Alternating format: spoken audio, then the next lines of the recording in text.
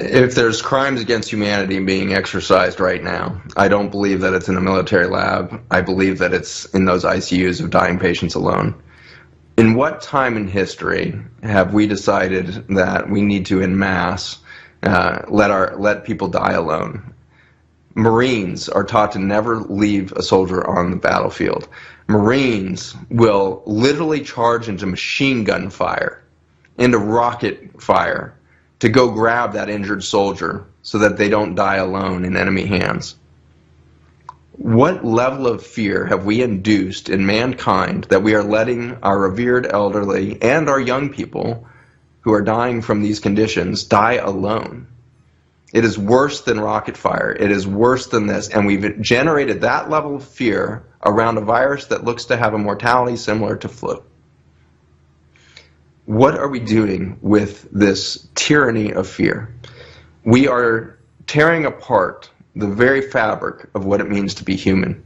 There's an innate drive in us to stay connected, to stay in one another's presence, to have fellowship with one another. It's written into our Constitution that you will not block public gatherings. You will not block the ability for us to get together and practice our spiritual faith, to practice our spiritual experience. And if anything is a hallowed ground of spiritual environment, it is the birthplace of a child and the birthplace of an elder person about to transition to the other side.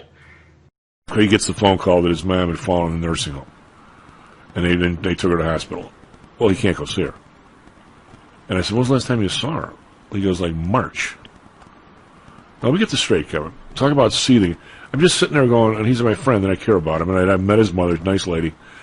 How the hell, 80 or 90 years ago, could we fix bedrock deep in the earth, and today we can't figure out a way for somebody to visit their 85-year-old mother without infecting her? I mean, are we the same people at all? No, we like our rules, Tom. We like our rules. We like 100% certainty, or at least the illusion of it. And as I've often said, we're governed by condo board refugees. Those same people that come up with all the stupid rules for condominiums are out there. They get into government and they just keep going. Well, Kevin, I don't think your mom was. She never was in assisted living, was she? Or was she? No. Okay, so you dodged that bullet. My mom wasn't either. I mean, my stepfather was. A bunch of places, and believe me, it was a problem until we finally got him in the veterans home in Mantino, which was spectacular. The other places, my brother and I were there. Well, Dan was closer, but I'm saying we were 4 days a week, easy.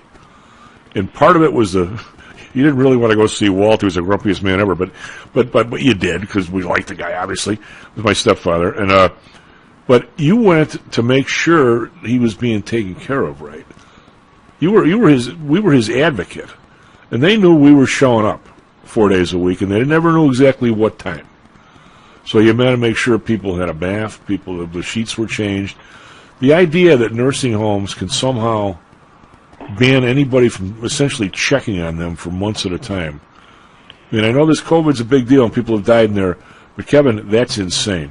That is insane. And that's a big scandal waiting to happen. Yes.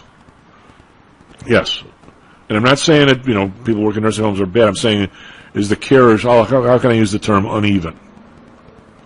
One of, until she had a baby, she was on the show all the time,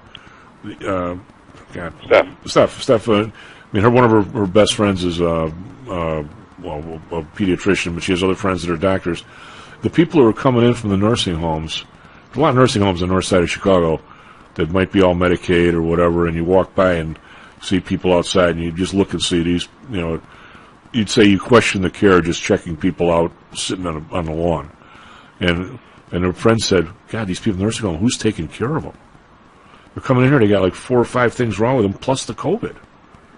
The doctors in the hospital were aghast at the people who were pouring in from some of these nursing homes. And, the idea is to keep people away, you can't even go visit.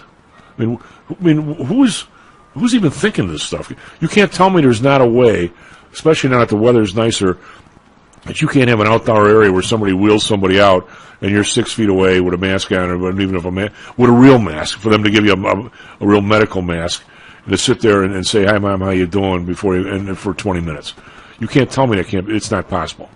Well, it sounds like we're asking wrong questions to start. So if the question is, how do we prevent anybody from in a nursing home from getting infected, you're going to come up with an answer like, well, nobody can come and visit. Now, if you ask the question, how can we safely arrange for people to visit the elderly, because we know how important that is to quality of life, then maybe you'll come up with a solution rather than a prohibition.